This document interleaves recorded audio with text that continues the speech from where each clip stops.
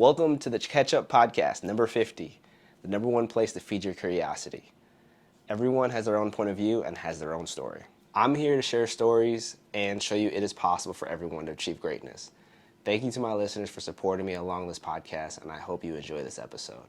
I'm your host, Bryan Sumardi, aka the Swole Banker. In this episode, I talked to Jessica Funk, Realtor with Hagan Realty, hearing about her story from high school to where she is now, and dealing with imposter syndrome. And here we go. Record. We're on. We're live. Yeah. Oh, shit. It's been a minute, right? I forget. I saw you, what, a month ago? Yeah. Less than that? It was about a month ago. I don't remember the exact day. I'm the worst with timeline. Like, my brain, I can't. That's good, because you're busy. Yeah. Well, yeah. Yeah. When I am, I'm just like, I can't keep my head straight, but I make it happen. Google Maps, if I didn't have, or not Google Maps, that too, but Google Calendar, if I didn't have that, I would be a mess. I have to color code. My ADD, like... You know, I'm seriously curious of the life of a realtor.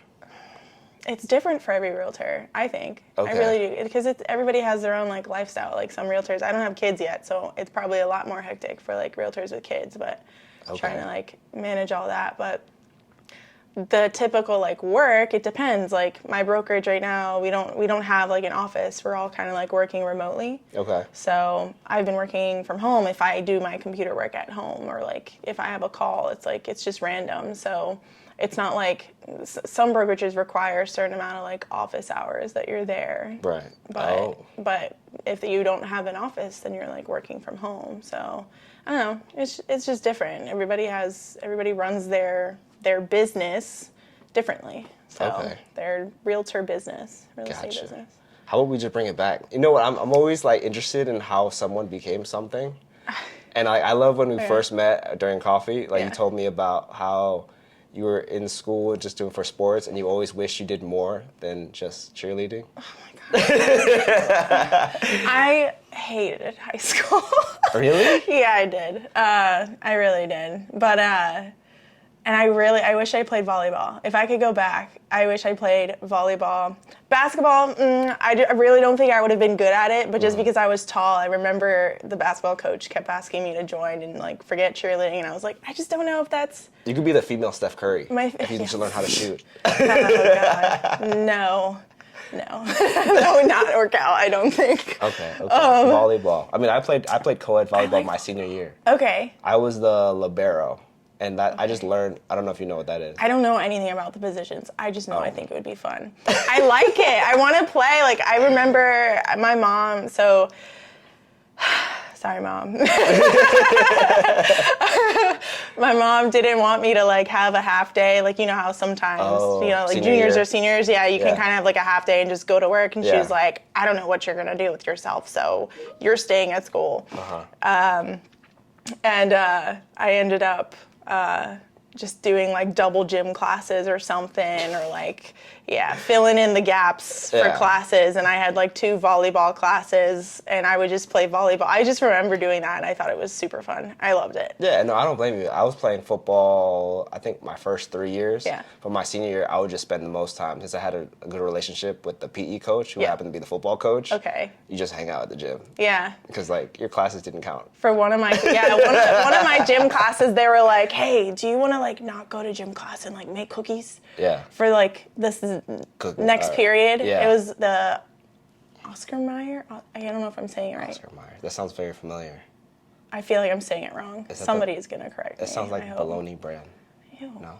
Bologna cookies. Oscar Mayer. Isn't that Oscar Mayer? Oscar Mayer is the... Or is that bologna? The brand. Yeah, but there's like deli meats, no? I might be way off. I have no idea anymore. I'm confused. But Otis Spunkmeyer. It just came to me. Otis Spunkmeyer cookies. Am I wrong? I feel like I'm going insane now. Is this like a Whole Food brand? I don't know. No, it was like the cookie dough. They had like a whole setup. They had a giant freezer, and of course it was like in the back of the gym teacher's office. And I would eat so much cookie dough. Just straight up? During that, yeah. You've never eaten cookie dough? I know they say not to. I do it with ice cream. Yeah, but... I've never done it just like straight up, to be honest. It's good. I know there's a place in D.C. that has it. Like just like edible cookie dough. Like they just sell cookie dough by cookie dough. I don't know. I've never been scared of the whole like, oh, salmonella. I mean, chicken, yeah, but I mean, like with the cookie dough, I was just like, I don't know. I was never really scared of it, and it just tasted good, so I stopped caring as I kept eating. Makes you stronger. Yeah, I guess. But yeah, I mean, I feel like we're going all over the place in this conversation. All right. No, it's good. We're learning. But like, Curious mind. yeah, I know.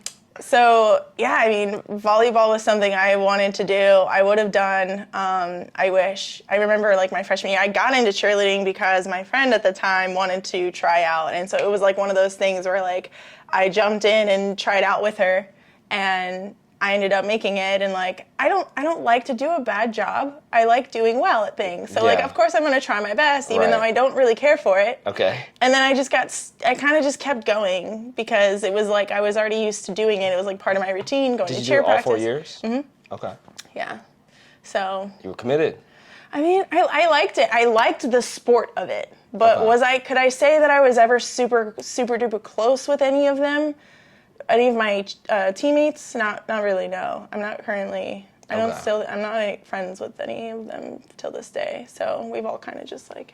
Okay. But we're all different people. Right. So. I got you. So then how do we see you can translate that growing into career? You said you got into, what, banking?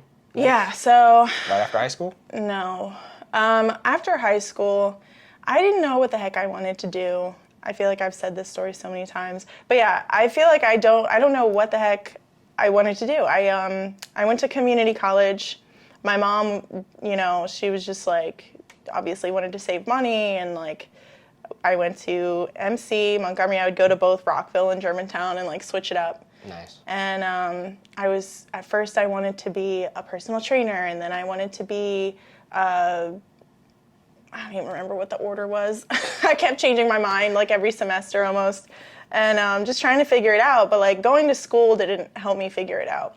Okay. I still was clueless for forever, and I ended up just getting my associates in general education because I just had such a big variety of different classes that I've took. And like interests? Trying to just figure it out. Like biology, I knew I liked biology, but I wasn't very good at chemistry, and I wanted to be a dental hygienist, and like that just didn't work out. Yeah, I shadowed my dentist. I have a funny story. Go ahead. I shadowed my dentist.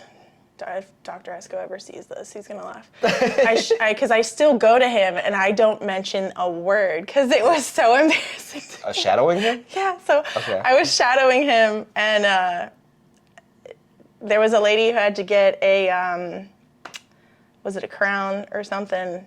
She had to have a major tooth surgery. I can't remember what it was because I'm like, I was just watching it, and like blood freaks me out, yes, but when it comes to like teeth, I don't know what it is. It's like the organization part of my brain. Like I just want to like fix something, or like I'm like a handy person. Okay. So when something is getting fixed, it doesn't bother me, but.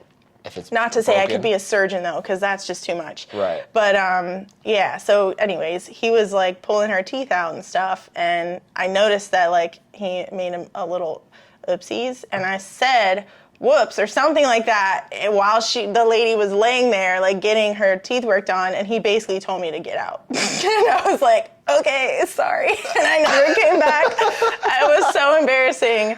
But yeah, I mean, I was very interested. I still was, but I felt like that was kind of the turning point of me being like, maybe this isn't for me, because I don't know. It just kind of scared me away. I was like, okay, maybe this isn't for me. But yeah, I don't know. And then scared you away from dentistry? Yeah.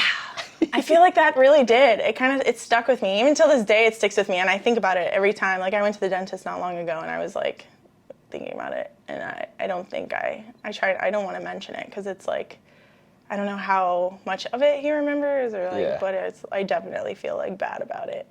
But yeah. Anyways, let's move on. Yeah, lesson learned.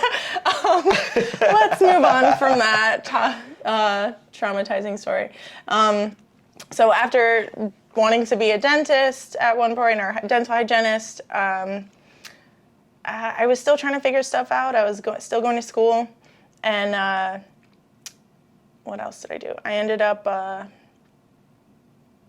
trying to remember. I was working in restaurants for a while, so I was like a server and then, or host, server, and then I started bartending a lot. I worked at like, where did I start? I started at the wine and beer store in downtown Crown. Okay. Really, that's a really popular place. It's really fun. Yeah. And then I went to Ruth's Chris, and that's where I started working with like actual liquors instead of just wine and beer. Okay. And they taught me how to like make cocktails and stuff like that. Like you got that whole mixology. Yeah, because it was like right when I turned 21, I was like, I want to bartend. Okay. And then after that, I started doing late nights, but it was at Union Jack's. It doesn't exist anymore. Which I was there for like a year. Were you around? One in Rio. Were you around in Bethesda time? The Bethesda. I know the Bethesda one. I've never really. I've been there a couple times to like help out. Yeah. But not when it was like really busy. No. Okay. Why? That was like my prime time. Okay. As soon as I turned 21, we had a power hour. I forget what time it was. I think it was like either from 7 to 8 or 8 to 9. Okay. Dollar drinks, anything. Oh God, that's dangerous. People we had like were $3 shit-faced. shots and stuff like that. Yeah. I've seen things. That place doesn't exist anymore. And Johnny, I love you, dude. It's the owner. Oh. He was a cool dude, cool owner, but like, man, I've seen some things working there, and you gotta Union Jack's has a reputation. clean. Yeah. All right. I don't want to say too much, but yeah, it was good though. It was fun. Like the live bands and everything, and like it kind of started. As a bartender, you build that reputation of like networking with other bartenders or other service industry people, and like it gets you connected. Yeah, that was like the first time I've actually like gotten connected with people, and that's what I enjoyed. And I guess I really liked that. That's what I liked out of bartending. But then I knew my mind started shifting again, and I knew I couldn't sustain that like for life. Yeah. Yeah, it's very tolling on your body. And was it like because it's late and like you lost a lot of sleep? Or? It's late and you're standing for a long time. Oh, yeah. And I mean, dude, this sounds super wimpy, but you can hurt yourself pretty bad if you're not careful, and if it's a super busy bar, like broken glass and stuff like that. Yeah, I was insistent about making a one last drink and for somebody before I left my shift. And I ended up reaching for a Tito's bottle that was nicked at the very like top. You know, there's like the spout. Yeah. And then it kind of widens for the bottle. Yeah. That curve was cracked open. And so you like reach your hand around? I grabbed that because I'm used to just like flipping, and I just grabbed it, and the glass just went straight into my hand. Oh, dude, I did not do well with blood, and I saw like the tissue under the skin. It looked like brains. I was like, I'm done. Oh, so it was a deep I was one. Getting fainted. Yeah, I was gonna faint. I was getting fainted. I was going to faint. But yeah, anyways, after bartending was when I tried to go start working at the bank. Okay. But I like straight up moved to Florida to do that. Oh. I completely changed everything. You just like made jump ship? Yeah, I mean, I was like, I have nothing holding me down. And I felt like if I was going to move and live somewhere else and say that I've lived somewhere else, like now's the time to do it. Like, I was just bartending. I could find another bartending job in Florida if I needed to. And but I did want to make sure that I had like a stable position at like a actual like benefited job. Oh, so you got hired for a job before you went down to Florida? Yeah, I got hired to work in Florida at Chase Bank. Yeah. Oh, okay. Teller. I was a teller. And honestly, I like being a teller because it was kind of like bartending, but it's only money. You know what I mean? It's safer. You won't get cut by glass. Next, you know what I mean? Like, yeah exactly. It's just paper cuts. But yeah, I liked it. Okay. And then after that, I decided I wanted to move back home to be with Josh. Okay. And Did Josh find you in Florida? No, so there's a whole nother story to that. So I met him when I was 19.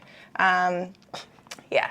Okay, yeah, keep going. I know. I met him when I was 19. Story. I know. I met him when I was 19. I was working at a restaurant called Bennigan's, which also doesn't exist anymore in Clarksburg. Okay. And he would come in and get some wings and a tall glass of water after his long day of work. And, you know, other people, apparently he was known there. Other girls that worked there knew him, and they would be like, you should talk to him. And I was just like, nah, like, I don't know. I was just working. Yeah. I'm working. And so, anyways, we ended up connecting and went on a date in Georgetown, D.C., and then ended up within the 6 months of dating, I actually spent the first night at his house because we got snowed in, and I straight up tried to leave. The first date? Not the first date. No. Within the first 6 months of us like dating. Okay. That's normal. Yeah, I ended up getting snowed in. It was like that following December or winter season, and we go. I'm trying to leave, and I had a Chevy Cruze then, and it was kind of beat up because I was just not a good driver, and yeah, it was not good. First kid, or kid's car, you know what I mean? But, and then, oh my God, my brain.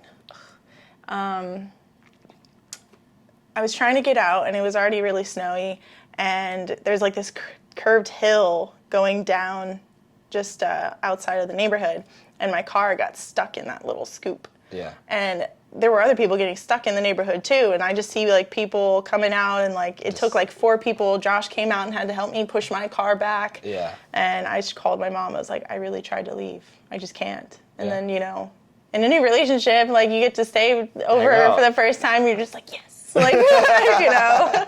So, and then it kind of fell in from there, and I ended up moving in because I would just be over there all the time. Anyways, I'm telling the long version, I feel like. That's cool. But I'm here to listen. yeah, we dated for almost 3 years, and then we broke up when I got into my 20s because, like, I had to grow up. I had to just kind of figure out my own thing, and like from 19 years old to be like in a serious relationship, that you know, it's just a little too soon. Yeah. And like, you know, I had a lot of growing to do, and he was starting his business, and like needed to put his energy and focus on that. Mm-hmm. So we broke up, and I didn't move to Florida right away when we broke up after that. It was kind of like a year after or something. We broke up for like 2 years. I was only in Florida for less than a year.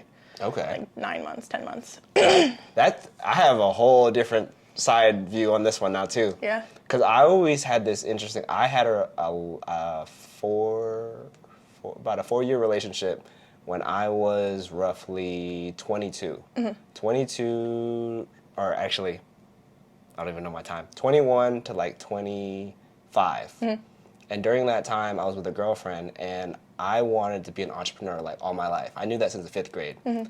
And from that point, I think I learned mid-relationship where I would not feel good having a relationship and focusing on my career or the business that I wanted to do. Mm-hmm. And that was just like, I didn't know what I wanted to do specifically, but I wanted to be a businessman. Mm-hmm. And that's when I started Sumo Lifts, like a personal training business. And I broke Maryland State records, and that was because I focused completely on it. And we broke up because of that. Yeah. But I like that you understood that in the beginning. Well, I say that now, but obviously I'm like, there was definitely a lot of like tension. Conflict. I mean, as you don't know how to look at it from the outside when you're in it. Right. So I'm like summarizing everything, and obviously while I'm talking about it, I'm thinking about all the crazy things that happen too, or whatever people imagine to be like some crazy thing. Right. In a relationship. Now you look back at it and you're like, it was fine, but you know, you get through it. But yeah, I mean, at that age, like,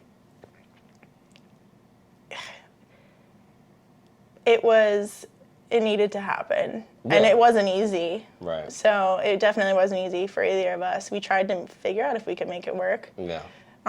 We still were like seeing each other sometimes, and then it just it definitely like we needed to separate because it was just like I needed to figure out myself and figure out what I wanted to do. So because he had his thing and was like ready, you know, and he wanted me so badly to figure out what I wanted to do, but with that pressure, it's not good. It's not good. Yeah. It's like, okay, I feel like I'm at my parents' house again. Like, you know, you almost felt he was like, a parent. Figure it out. Yeah. Yeah. So, but yeah, I mean.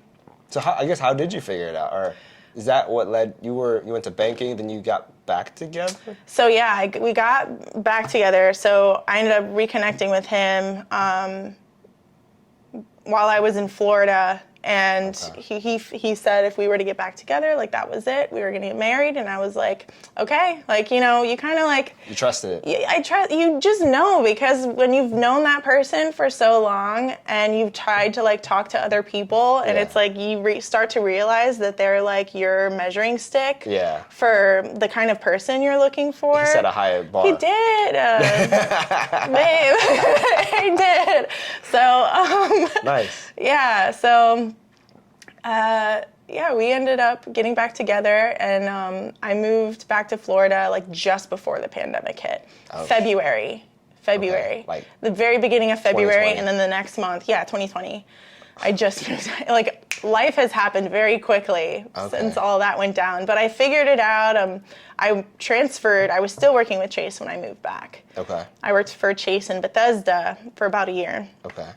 And then while the pandemic was going on, and I kind of was like twiddling my thumbs, going into the office and just being like, what do I do? 10 people coming in was a good day, where I was used to in Florida as a teller. For some reason, I was just at a really busy branch. Yeah. And it was old school. They had the tellers there, where now you go into a bank and it's very digital. You only need like 3 people in the office or at the bank. I don't even remember the last time I've been to a bank. And exactly, everything's getting so digital. But like because Sarasota, that's where I was living. Sarasota is kind of like a retiree area. There's a lot of older people, so they still require like cash and like old school ways of depositing and money orders and stuff like that. And do you get paid like commission as a teller?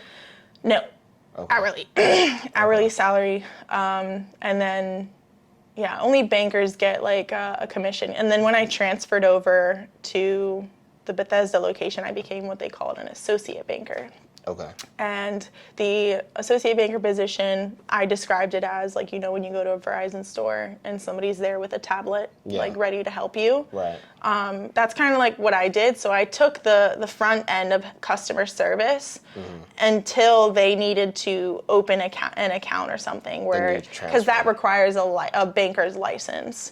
Oh. And so the bank, it took the responsibility of just account maintenance off of the bankers so that they could focus on making their commission. Makes sense. You know what I mean? Yeah. Instead of doing all the scrap stuff that like doesn't actually benefit them. Okay. So like changing your name on your account, or doing a wire, or what else? Closing an account. I could do that, but I can't open an account for somebody. That sounds exactly what I do as a loan officer. Yeah. Where I just build a connection, and then my processors kind of just grab all the documents we need. Yeah. Oh, okay. I'm learning. Yeah. And then so from there, you kind of just jumped into... From there, out of boredom from the pandemic and everything kind of just slowing down. And also, honestly, I don't know if with all the digital and technological advances, I don't know if like physical banks are going to be needed as much anymore. There's ATMs and stuff like that. Yeah. Mm-hmm. I mean, I just opened an online bank account for my business, Bluevine. Bluevine, okay. Yeah. I'm learning so many new like online banks. I heard of SoFi, Ally. Okay. And like just like high yield savings accounts, or just like an online bank. I just did a business account. Okay. Through them, because honestly, being a realtor, taxes kick your ass. So having a business account to be able to like, have write-offs when you're like taking clients out for lunch or gas for certain things, and like all the little gifts that you're giving, like it's a lot. So being able to like find the loopholes and trying to not pay as much in taxes, it's dreadful. I don't even want to talk about it. I understand. Well, I mean, I'm really big to like credit card hacking. Okay. So like, you don't even know about that? No. So it's like if you have, I know for me, like Chase and American Express, they have like the best like referral points or like point system. Yeah, they do. So if you use that, see, I was like, I got to. I still rep Chase. There you go. Because I know when you have your business credit cards, they don't affect your personal credit. Yeah. And like to me, I kind of use that as like my loophole. I don't have a business credit card yet, but I have like a business account. Bank account. Yeah. I'm still trying to figure it out. it's kind of hard to figure it out. Why won't you open up a business bank account with Chase or anyone else like that? I just haven't looked into it, and I guess I still feel like, because I used to work there, it's kind of like, when you used to work somewhere and you get that like taste where you're just like, but I need to look into it. You're right, I should. I just got the online one because I figured you don't have to like go to a bank. Why would I need to like go? Oh, okay. So you just opened up another bank account. Okay. Okay. I guess, yeah. I haven't thought about it. I just opened it recently, so I may make some changes, but yeah. I say mine is the Chase Inc. cards, Business Inc. Have you heard of those? Yeah. Yeah. Yeah. No annual fees. I think two of them. I don't have any fees from Blue Vine either. No. Well, the credit card though. Oh, okay. Yeah. And then you get your points from Chase. Then you can use that to travel. I have a Southwest card. We're Southwest fans over here, Josh and I. Hotel points. Yeah. Too. Okay. Yeah, that's just my tidbit. I'll check that out for sure. I have to figure it out. I haven't really, like you said, lifestyle of a realtor is just, yeah. I feel like some people are probably gonna be like, yeah, you probably don't do anything, but it's like a roller coaster. I mean, like 100%. When you have clients, it's like, whoa, and then the second you don't have something going on, you're finally able to catch up on the other things that you haven't been able to focus on. So it's wild.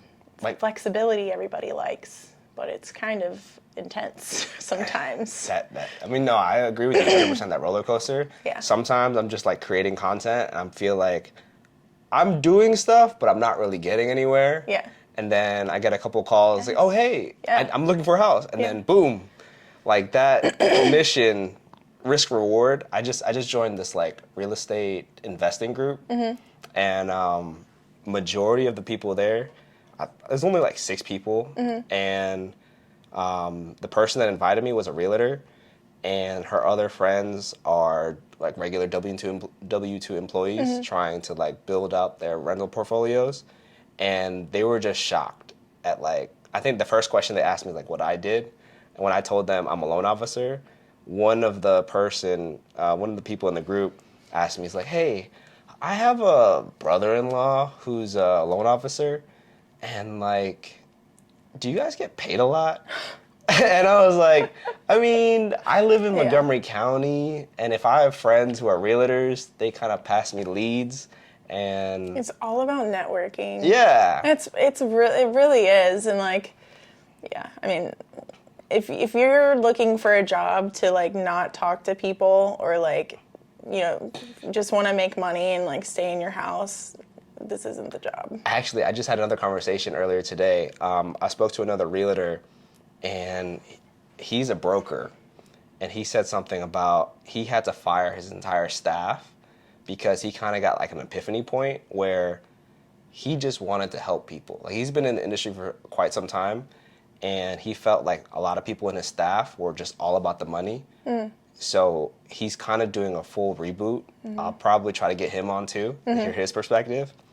And like, I've learned that recently, and I heard a lot of loan officer like podcasts too. If you're in it for the money, you won't last long. I agree. Okay. I agree 100%. It's really all about the clients, right? Yeah, I mean, if you're not willing to handle, like, that's the biggest part of the whole one transaction is the clients and their needs and their emotional investment in all of this and everything too. So if you can't turn into this greed monster and try to convince people to buy or sell because you want the money, you know what I mean? Like, I will never push somebody out of their comfort zone. I will advise and I will like suggest, this is what your options are. This is what may happen or may not happen, but it's really up to the clients on like what they want to do. And I've had agents just talking to me about certain transactions and people be like, oh, you're only going to make this much. And I'm like, yeah, so. You help somebody. Yeah, that's really all I care about. Like to me, it's building that pipeline in the relationship with clients. So, yeah, there's realtors and people who are like way up there now, so like dealing with like multi-million-dollar homes. I'm not there yet, but well, it's just like you get there, but it's like I don't want to ever forget like where you came from. Where you came from, exactly.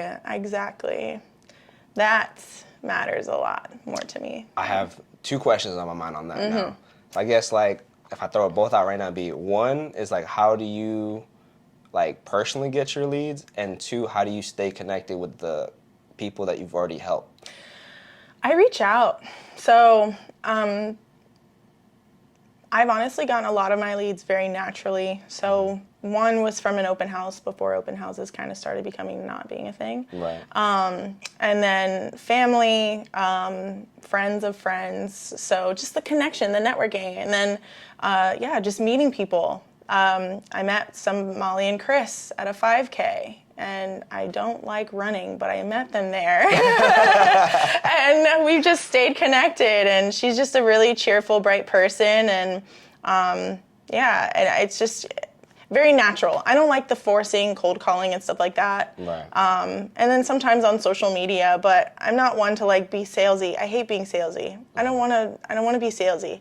But then how I keep connection is just reach out, like shoot a text, give them a call, or say, hey, how's it going? Do you need help with anything? Like small stuff like that. You kind of have to gauge it too, because sometimes people, they just want to have your realtor and then say, have a good day. Like, you just have to feel it out. Okay. So. Well, that makes sense. Like, I think personally too, I was thinking a lot of realtors, I hear them, they pay for leads and all that kind of stuff. I fell for so much of that crap in the beginning. Yeah. I fell for so much of it. It's a waste. I wasted definitely over $1,000 probably just for like marketing things or like. Because the conversions aren't high. No, because it's not natural. It's not natural. Like, Zillow and Redfin or whatever, like you purchase a percentage of a zip code or something. I might be saying this way wrong, but I've never done it, so I've never been a part of it. I've never had a system or a brokerage that provided leads like that. Okay. So I've always done the very just natural sphere of influence. Networking. Yeah. So I don't know. It's tougher, I feel like, to get connected with somebody from like a Zillow lead or a Redfin lead because generally it starts over the phone. Yep. And then you have to try to get them to meet you and want to like go see the house. And then that's their first impression of you. You have to be like on right away versus like if you're just out socializing and you meet, like I met Chris and Molly at the 5K, we're all just hanging out and talking, and then it naturally comes along, oh yeah, I'm a realtor, like if you ever, it works out that way. But I'm very against the whole cold calling thing.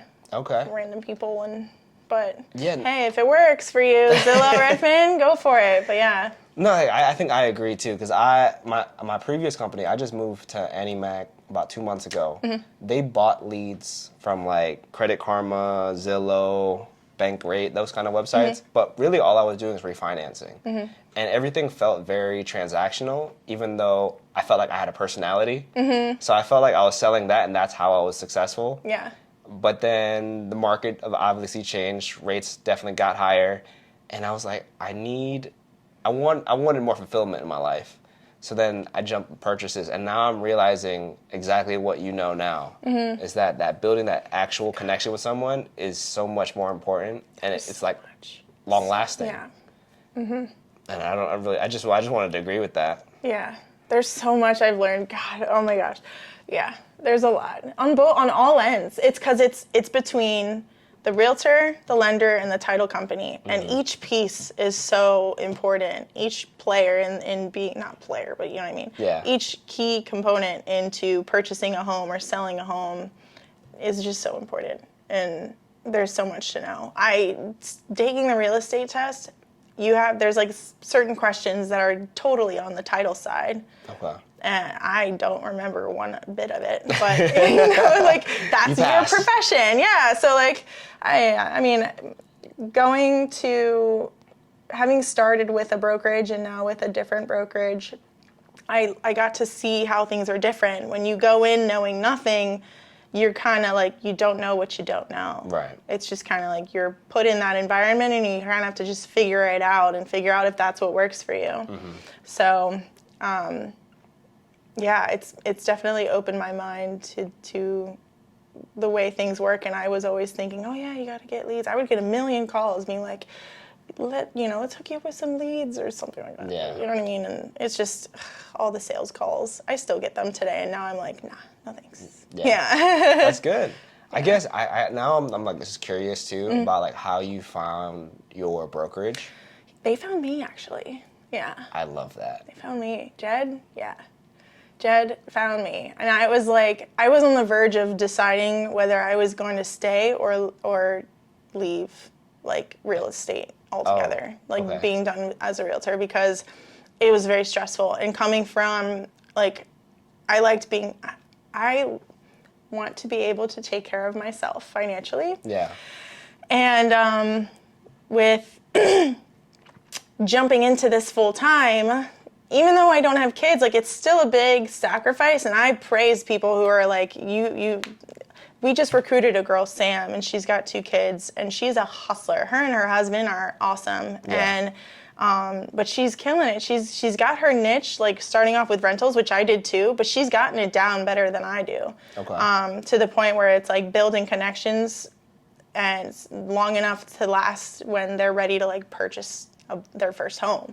So I was trying so hard to get the understanding. I didn't even understand contracts. After you pass the license or the test, you still don't know everything. You think you do, 100%. But you don't. Same thing on the loan officer side. Yeah. But, oh my gosh, my brain. No, that's all. I mean, I think I had a point that I was getting to, but I lost track.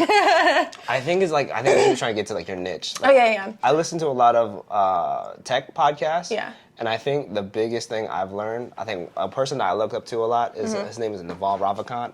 He's an angel investor. He founded something called AngelList. And the biggest thing I take away from him is that everyone's fighting this like long-term game. And one thing that everyone doesn't realize is there's only one you in the world. Mm-hmm. And as long as you understand yourself and figure out what works best for you or who you are as like an identity, you'll be undefeated. Mm-hmm. And I think that's when you figure out your niche. I like that. And then you can go ahead on how you feel and how you found your niche. Yeah. So, well, I still feel like I'm trying to figure it out, to be honest.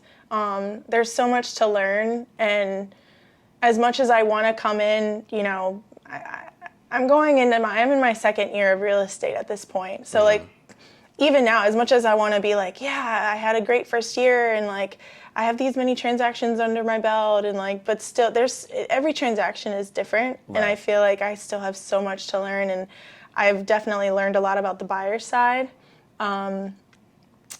And I still have a lot to learn about the listing side. I'm working on my first listing in Virginia. So just had the staging consultation today, and that was a lot. My brain definitely felt fuzzy after even that one. I was like, just so much information. But yeah, I think, I don't know Montgomery County is what I know. Right. So as far as a niche, I would say like my prime area maybe in real estate would be my niche, but what do you... I personally think for you, it's kind of like what I was talking about you off camera was... Oh, like investing and stuff like that? No, I think it's personally just like you, who you are as a person. Mm-hmm. And I think I like having these kind of conversations with someone when there's one-on-one and we kind of just turn everything off. Yeah. Where like, I see you as just like a very curious person and you're not afraid to show it. Mm-mm. And then once you can kind of like, I put that as an identity and like put it out there, and that's why I like to do podcasts, because my favorite tagline I ever created was "Feed your curiosity," and like I don't know, I'm so curious. I can ask questions, and it's really because I'm just curious and I want to keep learning.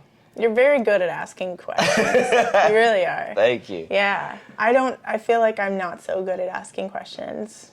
I think need to get better it's an about acquired trait, and Yeah. I think for you have the curiosity. Yeah, but it's like, I don't know how to turn it into like, I don't know. Words. Yeah, you know what I mean? It's like, yeah. Sometimes I get in my head and I'm like, maybe that's stupid. I don't know, something like that. Those are my favorite questions. Yeah. Because as long as, I think too, I think you have a good judging character too.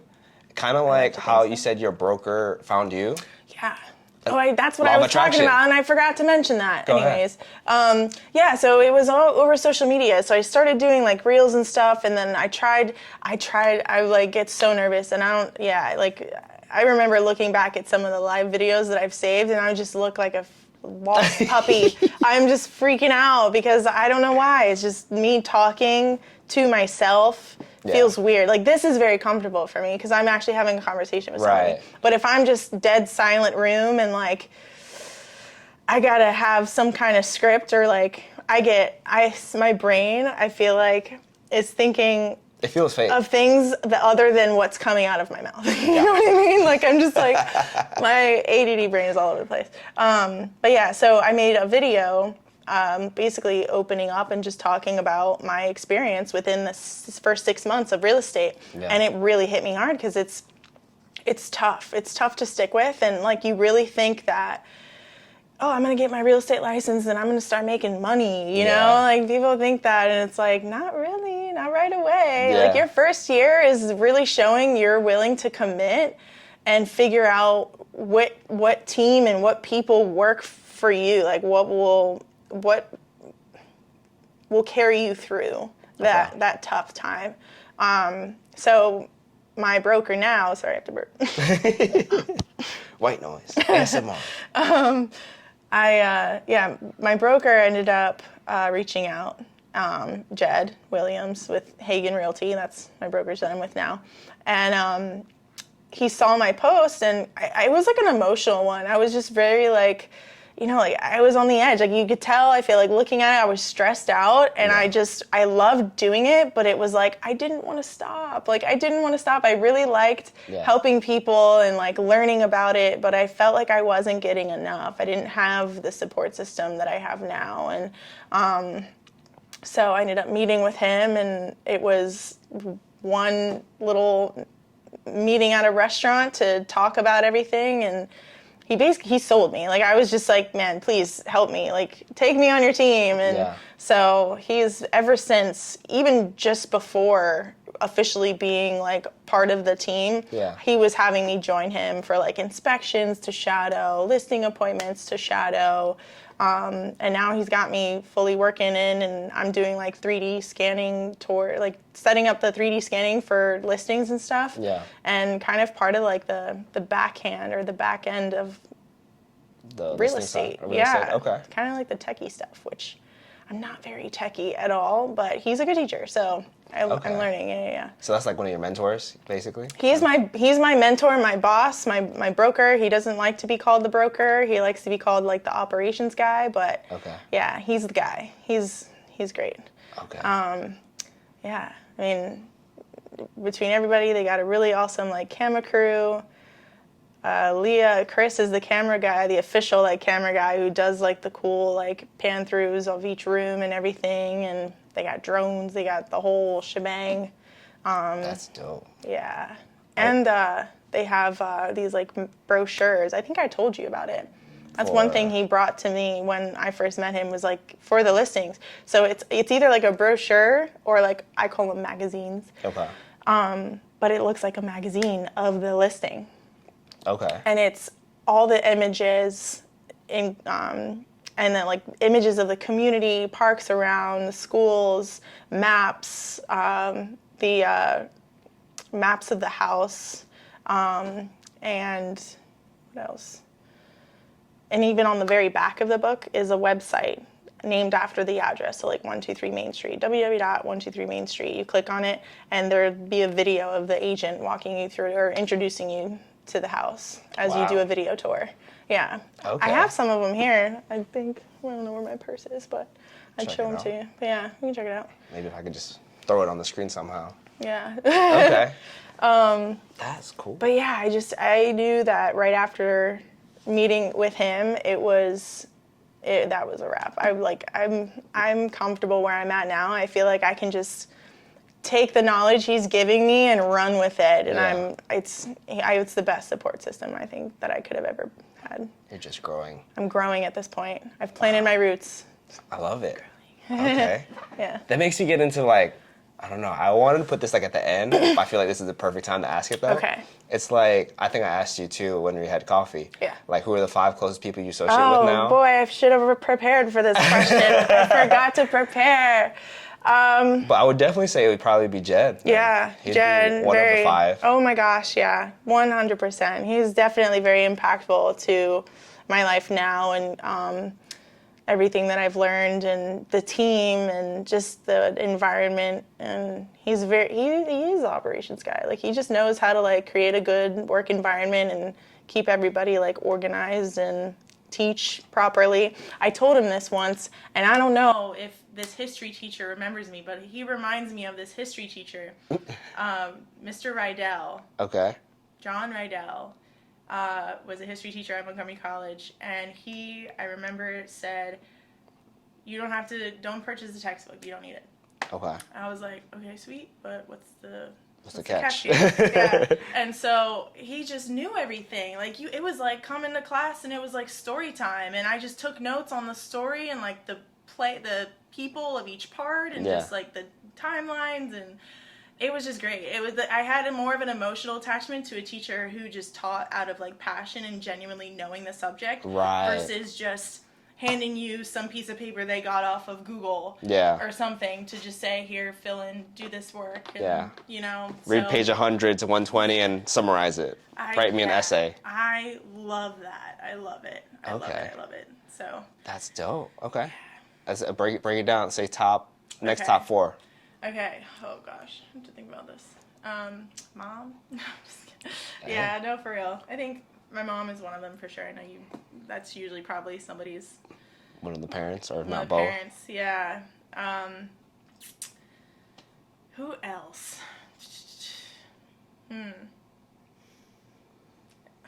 My husband. There you go. Yeah. Sometimes I want to be like, like, but yeah, Josh has been a huge supporter in all this. I can't not say his name, because without him I would definitely be struggling. It's nice to have that support and somebody there when you jump in on something that you passionately want to do full time without really being ready for it. Yeah. And just to know, like, have somebody be there and emotionally and, financially when things, get really tough, and having somebody trust that you're able to do it when you don't think you can. Yeah. Is a big key. 100%. And yeah, so. I like that. Yeah. Who else? I don't know, man. I don't feel like I have. You don't have a huge 4 or 5 of like. You can't like a top 3 basically. I know, like.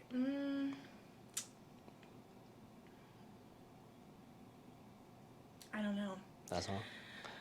My dad, I would say, I have his stubbornness. I would have his stubbornness when it comes to me wanting to get something done, and my handiness, 100%.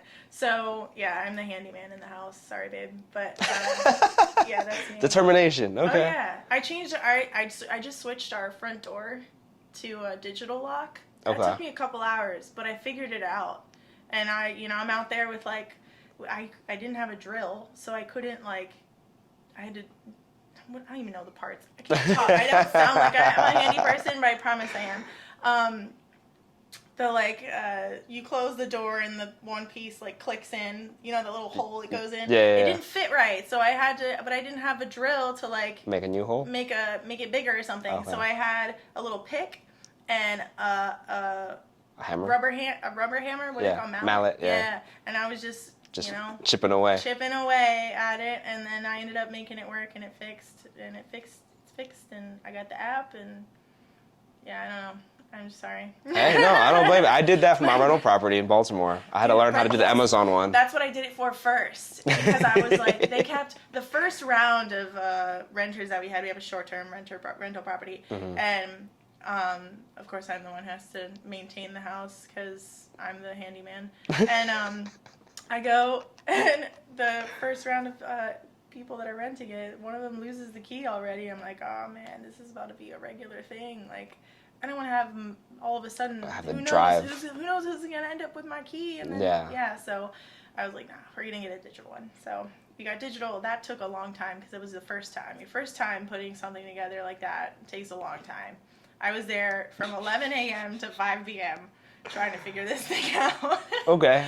I don't even remember my first time, but I feel like it could be about the same. I was frustrated by the end. But I did it. Good job.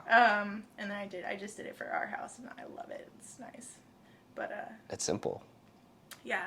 It's so nice. Yeah. And you don't like. I think. It's secure. It feels very secure too. Yeah, or if you forget, like, if did I lock the door? Like, all right, get on the app. You hear, and then you just hear. Yeah, it's pretty fancy.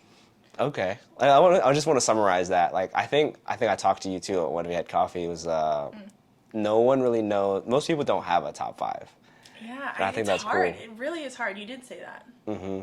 And I think you kind of exemplified everything that I said too. Is like you usually have a mentor. It's either your parents and then a significant other. Yeah. So you just spot on. I know, man. I'm like, dang it, I forgot. I should have like prepared more. I've been like, so and so. No, I mean that's cool. I think another thing we talked about was like I guess the other question too was, what was that moment that you kind of broke, like knew this was your next spot? Because I think you kind of broke down in our conversations. Like, I went from, now I just blanked out. You did from cheerleading to serving. Serving and then wanting to try to be a dentist. Being terrified of that trauma experience.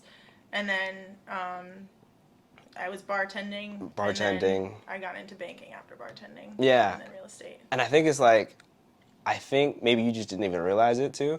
A lot of people are afraid of. Oh, and I tried to be a teacher at one point. See, Yeah.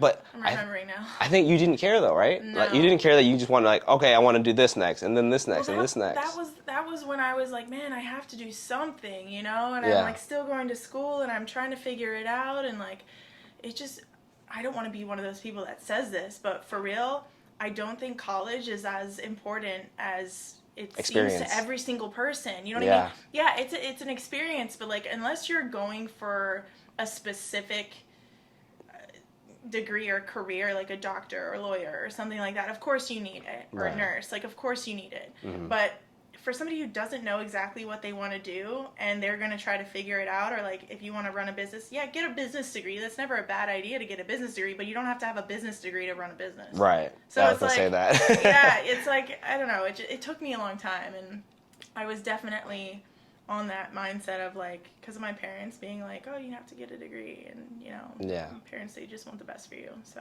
But I think the biggest thing is, I think what I'm trying to summarize is like, just try shit out. Yeah. You know. Yeah.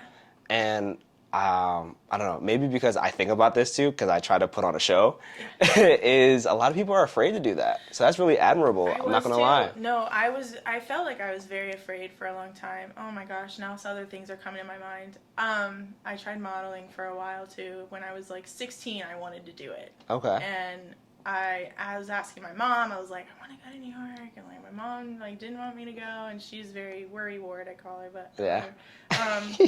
It was all for good intent and everything, but I ended up going. I've gone a couple times. I had an uncle that lived in Manhattan, not anymore, but he lived in Manhattan. He'd be like, yeah, come and crash at my place, and I would like, man, there was one time I got dropped off. It was like 2 a.m. in Times Square, the mega bus. $5, it's not $5. It says it's $5, but it's not $5. Yeah. It's like $20-some for a 5-hour ride, and $20 is still, to me, that's a great deal to go to New York. Yeah, I know. But I mean, I was like, I wasn't even. I think I was 20 by then or something, or 19, and I get it dropped off in the middle of Times Square, and my uncle, I forgot that he said he left his key at a friend's house, so I walk all the way to my uncle's house on the west side. And then remember that the key was somewhere else. I'm tired. It's 2 a.m. And I'm like looking at all my stuff, like my bag high heels and my dresses or whatever it was, just clothes and things. Welcome to New York. Yeah, God, I thought I was making moves. And I ended up hiking over to the east side and then back over to the west side, finally fell asleep, and then I had a runway the next morning, and I had to walk to the runway with more of my luggage, and yeah, it was quite an experience. I met a lot of people doing that too, and it was very eye-opening, but I also started to realize it wasn't. It was just kind of like for fun, because until you actually get serious and like meet people like up there who, you know, and like I also started getting like build. I figured out I'm more of like an athletic build. I'm not like tiny, so I'm pretty tall, and I'm not like a fragile, like frail, no offense, model who are like, you know, I don't know. I just feel like I'm fit, and maybe fitness modeling was something I should have tried more of, but yeah, I feel like modeling is different avenues. It's changing, which is great. Oh, like back then. Well, I don't know. Back then, I think it was still shifting. It wasn't like full force, full body positivity things, but right. Yeah. Anyways, I stopped doing that. But, it was fun while it lasted. It was cool. I like that though. I forgot what we were talking about initially, but that. It was just recreating yourself. Yeah. I personally, I said that's admirable. Yeah. I had. And you've never been afraid. Oh yeah, I was though. I really was though. Especially for things that I felt like I couldn't do. Like I wanted to try it. Like what? It's like I would visualize like I wanted to be that person. Oh. Or like be that kind of, you know, woman, but then I'd be like, but I don't know, like my like timid self in the back of my mind would be kind of scared of like what ifs, you know. But then they have that quote. It's like comparison is the thief of joy, and then I feel like you kind of learn that along the way. And kind of like we were talking about realtors, like some realtors who are up there, but then I think I talked to our mutual friend Kent. Like I think he's basically my mentor. Yeah. And he just said like, he knows a lot. Like I shouldn't care about these high producing loan officers because you don't know what they're spending on their back end. Like they could be spending half of their profit on leads or helping somebody do X, Y, and Z. That was a big thing for me too when I first started, and I was at KW, Keller Williams, and there were so many agents out there, but there was definitely one agent who, he was young, he was like my age, but he was already doing like major deals. He was already like over $1 million in sales. And I was just like, man, like how are you doing it? I was almost like starstruck. It's like awkward because you're like, man, you know what you're doing, you know? And like but you just never know what kind of help they're getting or like behind the scenes what's going on or how they got there. So focusing on yourself is best for the mental health. Yeah. Like, it really is. 100%. I think that's to me too. Like I try to tell like a lot of my friends too, who are kind of like still figuring themselves out, and like I just turned 30, and I like most of my friends are either my age or a little bit older too, and I feel like every now and then they get that like FOMO because they still haven't figured it out, and I tell them that same story I just said too. It's like, you're the best you can be. Just figure out something that you're good at. Yeah. But a lot of people, they're just afraid to try new shit. Dude, it took me 6 times to get my real estate license. And you did it. I was, oh my gosh. It was just stressful because it's like I want to do something different, and the reward and emotional reward of passing could make me cry. Like after, oh God. Like, I just remember being at the test, and you have to be quiet, right? Yeah. And I just wanted to cry. And when it was over, and because it doesn't tell you what score you got either. It's just pass or fail. You passed. Like the proctored exam? I wanted to know. Yeah. Okay. So, anyways, but, man, if you can do it, if you can just grind and keep going, and again, I give a lot of, you know, kudos to my husband for helping me through that emotional stress. But yeah, I mean, some people pass their first time, and I'm like, how the heck? Like, come on! It's like the kid in school who's just the like gets good grades and doesn't even show up to class. And it's like, what the heck? But yeah, yeah. And I started when the pandemic, during the pandemic, because of the Chase Bank, and I was just getting bored, and I was like, hey, I want to do something else. So during that, there was no in-class courses anymore either. So I had to do everything online. I had to do all the teaching and reading, and like, I'm very hands-on with my learning. So doing the classes that way was a big challenge and a shift. So at first I wasn't as serious about it. And then I started, like, after I've taken, like, the test 3 times, it was, like, 3 more times, and I was, like, doing them 1 week after the other and just crushed it and got it done. But you have to pay every single time, and it's like, oh. That's the other thing that sucks, too. Yeah. Is the paying on top of your emotional stress. It's just like, will I ever make it? Yeah. More and more debt. I think it took... I got my test twice. I mean, when you're like relying on it, I guess, like, all right, I need to do this, like, because you're investing in yourself.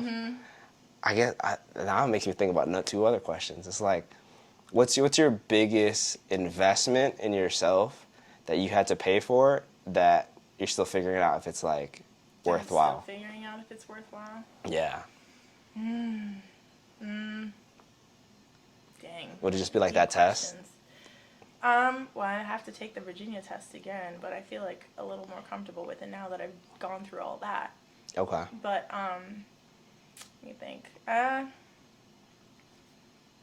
Say that question again?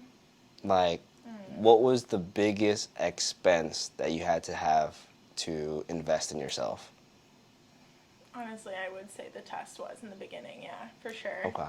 I'm not as intimidated by it anymore. Right, like, because you passed. Yeah, but it definitely was because I couldn't do the real estate and be at the bank studying. So, because then I was working full time there, but even being full time, it was like I procrastinated a lot. I can't lie. But being full time, you still have time to like do other like study or whatever you need to. But I procrastinated really hard, and so I tried studying while I was there. And then they were like, "You can't do that anymore because we need you to focus if like customers come in." And I'm like, "Yeah, I know." And again, I was just bored of the office. So. Gotcha. That makes sense. I ended up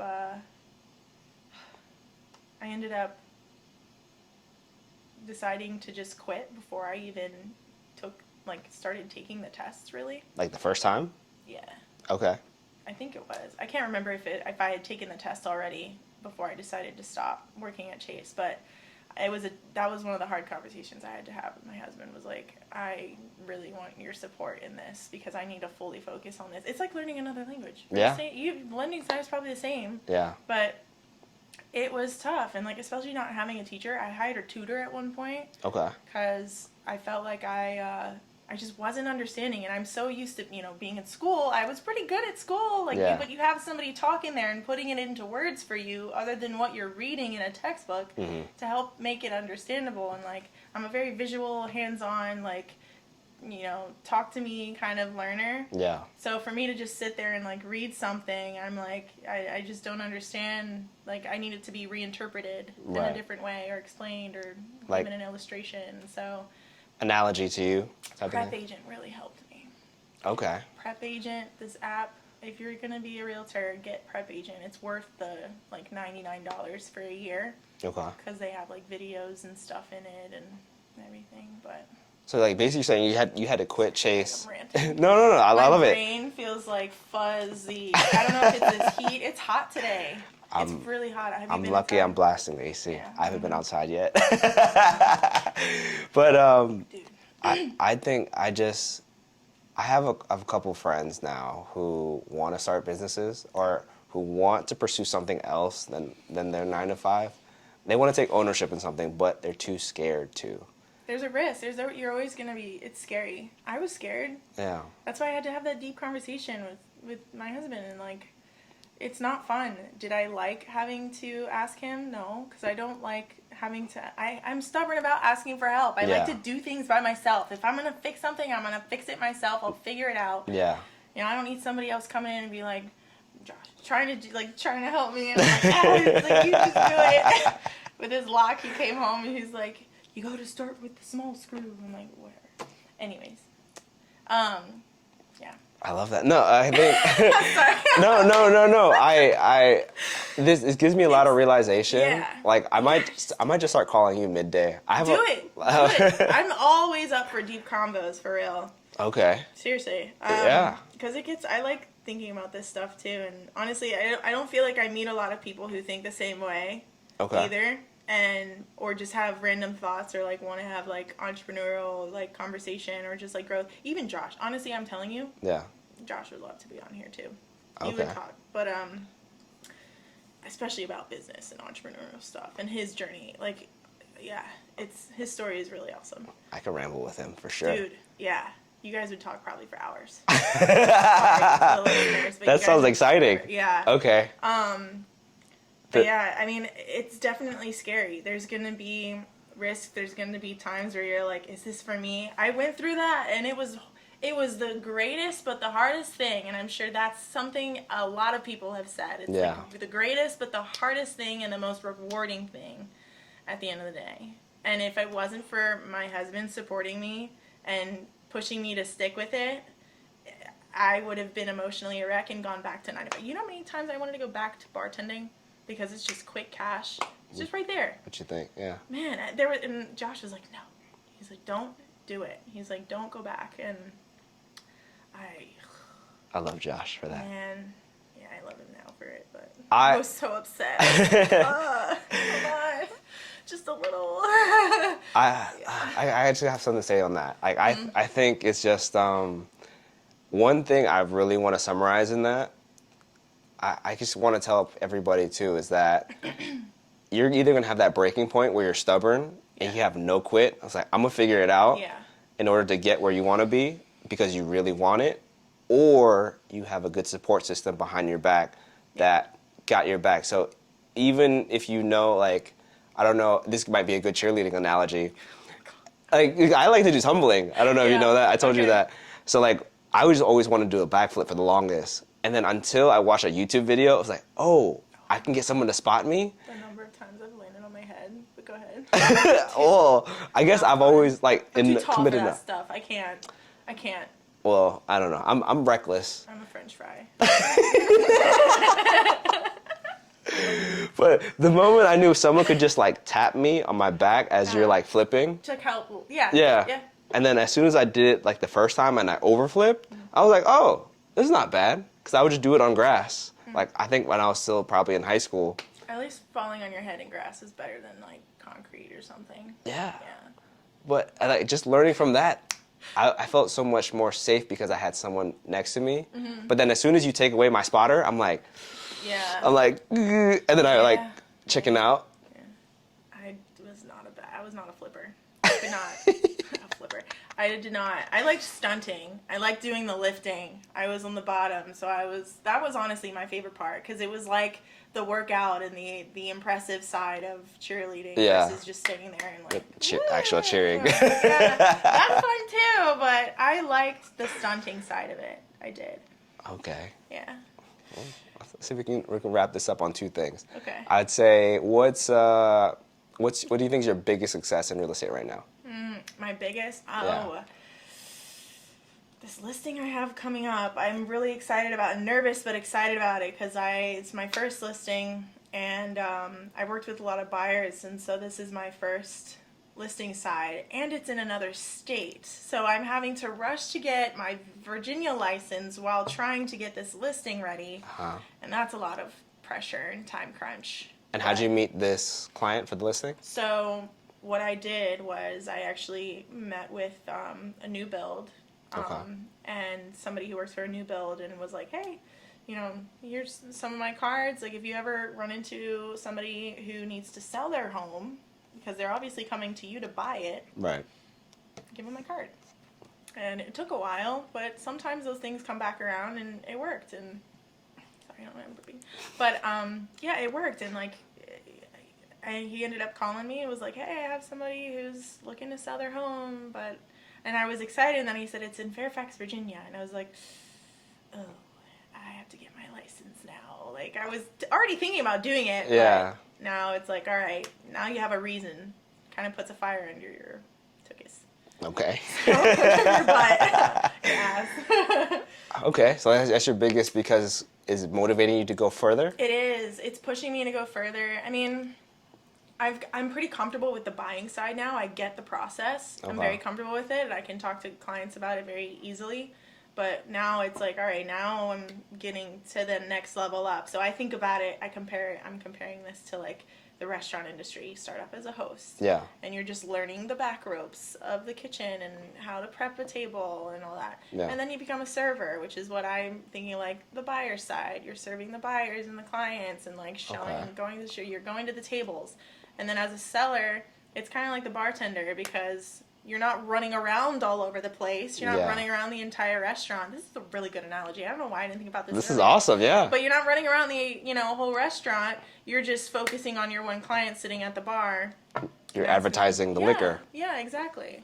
Wow. Exactly. It's like, this is the good stuff. Which one do you want? Pick your poison. Yeah. So I'm starting to venture into that, and I think that's awesome, and I think just my point of view in terms of advice is one thing that I'm kind of like concreting is how you do one thing is how you do everything, and because you have that cheerleading background, restaurant industry, you can relate that to real estate, and because a lot of people go into the restaurant industry, like I've been there too, people understand that first starting point, and then when you understand the insides of it too, that's even better. Like you said, from host to like getting your feet wet to server, like, all right, now I'm everywhere. Yeah. And then listing agent or being bartender, now I'm like, all right, now everyone's coming to me. Yeah. I honestly, I think that's like when you get famous. I've always had this like ideology of you never want to get famous too fast. Like I think of Disney stars, like think of like Justin Timberlake, Britney Spears, or like everyone back in the day. Exactly. When you get famous, or Justin Bieber, you get famous too quickly, you kind of lose yourself. A little bit, yeah. And then they become like what everyone else wants you to be. Like the tattoos, and like even like a Chris Brown, you know what I mean? Like he was a nicer guy. His music growing up. Yeah, and then now he's more different. I don't know how to describe it. I'm not really following now, but it's like growing up, I felt like I was growing up with these people, but then once you see them get to a certain level of fame and money, it changes them. So, I mean, I don't know, I'm not at that level where you could be like, I know how to handle myself at that point, but I don't think anyone does. I don't ever that's another thing too, and I talk about this with my husband all the time, is like, he gets very excited for me. Yeah. And I'm always like, no. Hold on. Like, hold on. Yeah. I was like, I don't want to get too excited because you never know what's going to happen. And I want to be like centered on this, like mentally, and not too excited to the point where I end up throwing something off. Like, I get very excited myself too. And so I'm trying to control it, and I want to be focused and like be in the moment, because now is the time. When you get good news, now's the time to put in work. Yeah. And you don't want to mess it up. Yeah. So I don't want to get too excited. Yeah. But yeah, I'm 100%. Like, I get excited for people. And like you said, the whole cheerleading analogy too. Yeah. I'm a cheerleader for my clients. I get very excited for my clients too. And that's why, sometimes it's like, I hate feeling like I'm being pushy on my clients when, there's something good here, or that, they're coming on a good house or a good offer or something. Yeah. But, I just get just as excited as they do. And, I want to be their guide in purchasing a home and being able to know that they are in good hands. And as long as I can do that, then I'm good. And then I can be really excited and let it out and celebrate afterwards. But wow. Yeah. Like I've always thought about this too, is like your past like kind of creates your future, like who your new self is. And like I never thought of that. All of your past careers, from restaurant industry, from banking, like you have the financial savvy to cheerleading to like I don't know, I always thought of myself too, like what makes me different as a loan officer? Like all loan officers just sit in the background and just not take credit. I'm like, your podcast, like this, your personality. Like you even said earlier, you were like, you ended up getting your personality through over the phone calls and the leads you would get. Yeah. And people got to know you that way, and that's really what counts. Right. Is the impact on people. Right. Or like the actual connection. And Yeah. I think that's awesome. Yeah. And then I guess, I mean, this is just me reflecting. Now I'm like soaking it in. I always forget like this is like supposed to be a show. I know, we're just ranting. It's good conversation.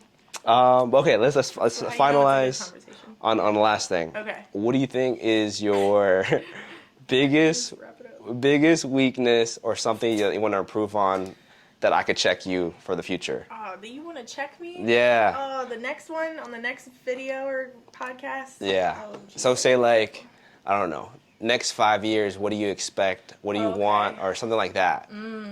It's like, I definitely want to have more listings under my belt, but okay. the how is the big question. How? Okay. How you're going to make that happen, because you can manifest and think about it and hope it happens, but Let's see if we can break it down then. So you got your first listing because you met a builder. I met a builder. It was a Ryan Homes, Uh-huh. and I actually know the guy who runs it because he's the father of a friend of mine. Okay. So it was that kind of networking connection. Like, Yeah. you know people, like, they'll help you out. Right. So it kind of worked out that way. I didn't really, like, go to Ryan Homes to intentionally leave my card and say, hey, hand out my cards, you know, but it worked out that way. So basically he gave you a referral for He gave me the referral, yeah, Oh. because they need it. But they're buying a house with him, so he was like, here, they need to sell their home to buy this house. Oh. Why don't you help them sell their home? How about, okay, that now I always like to he's the deconstruct. buyer agent, I'm the selling agent for their home. So it's like both ends. If you buy a house, you usually have to sell one. Okay. So what? We're June 1st. Literally Yeah, June 1st. June 1st. We're the second half of the year. Yeah. I want to see if you can meet another. Before the end of the year. Yeah, meet another builder before the end of the year. Builder? Okay, Yeah. okay. I thought you were gonna say get another listing. I'm like, that's more likely, but Yeah, I mean, because it's like I don't. You you just plant the don't know. seed. Yeah. And I think me personally, I just love to reverse engineer what you just did. So you did that once, it worked. Why not try it again? Because now you kind of know the process if you kind of break down what happened. Yeah. Because he's gonna build another home eventually. Yeah, for sure. And then that person has to sell their house. Yeah. And he's gonna be it works for everybody. Yeah. So, or either Maybe- build a better connection with that guy, Yeah. or find another one to replicate Yeah, for sure. and scale. Yeah, I could do that. I could totally do that. That's awesome. I'll have to reach out to him, and honestly, it's just because I start racking my brain and like all these possible connections you could make, and then it just starts to feel like a lot of pressure. Yeah. But I have to bring myself back to remembering like the whole purpose of doing this is like I like natural connections. Right. So yes, networking, you want to meet people, you want to talk to people, you know, socialize, go to networking events, join different, because of Josh, I'm getting exposed to like chamber of commerce things. Yeah. And those are really important, especially if you want to get involved in community and meet people. But I'm much better off putting myself out there in front of people, not like on the spotlight. I don't like public speaking, but just talking to people in general in like social settings, and then getting them to know me before even mentioning what I do for work. Right. Because I feel like the second people hear, oh, yeah, I'm a realtor, and then they're probably like, oh, they're gonna try to poach me or something, you know what I mean? So I know what you're talking about, but then I think I've kind of put myself like recently put myself in very, I don't know, uncomfortable positions, but they were leveraged. Okay. Just last week, I went to a title event, but it was Asian American Appreciation Month, or because it was May, and I met a bunch of Filipinos, and I just felt like I got adopted. Yeah. And I was like, I don't know really anybody here, but I connected to one of the settlement agents because he's a bodybuilder. And I was like, oh, we can talk about bro stuff. Yeah.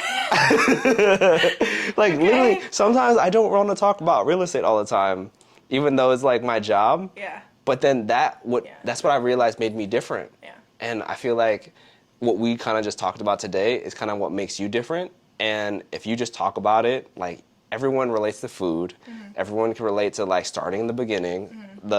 I think everyone loves that underdog story, and I think everyone's story is unique, and that's what you sell. Kind of like what you're saying. It's true. And it feels weird because, like, I definitely am one of those people who are like, oh, man, I just feel weird talking about myself. Like, it's awkward because and then I feel like I'm rambling on forever and then I lose my train of thought like I did, like, 3 times today. But it's, yeah, like, it is important and it does feel like it's conceited almost, but not when you're genuine about it and you just are genuinely telling your story. Yeah. And, like, yeah. So people want to talk about themselves, and being able to ask good questions is a way to get people to talk about themselves, and that's what builds a relationship, is showing interest in other people. So you do a really good job with that. Thank you. I mean, yeah. I just want to go on my quick rant, and it's just I love hanging out with people who I don't have to ask questions with. Yeah.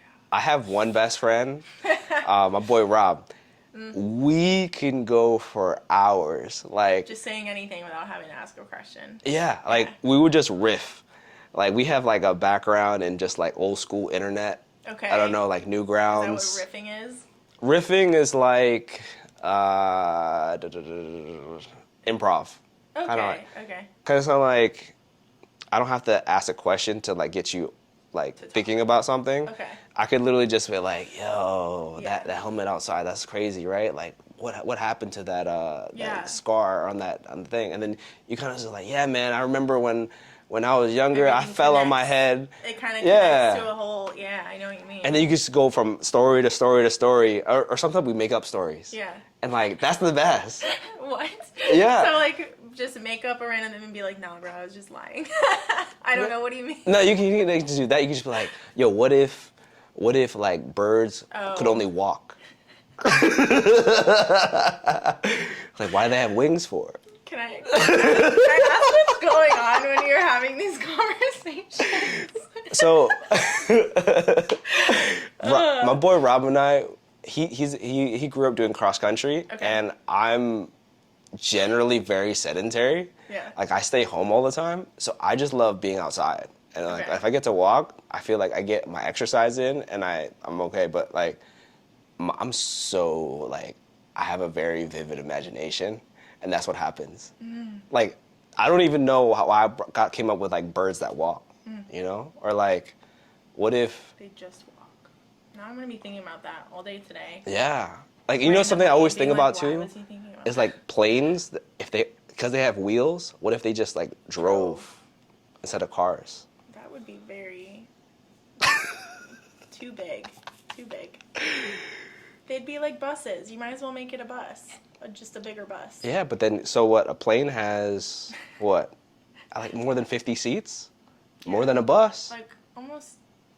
How many seats does a plane have? Like 60 or 70? Exactly. So now we're riffing.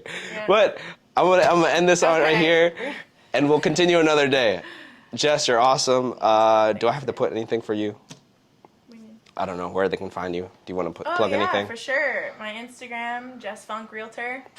Find me there. I'm big on Instagram more than TikTok, and I know I should be like slapping my wrist, but I do have a TikTok. It's just not as developed yet as my Instagram. But yeah, Jess Funk Realtor. Check it out. Repurpose. I'll teach you that soon. Okay. But all right. Goodbye. Thanks.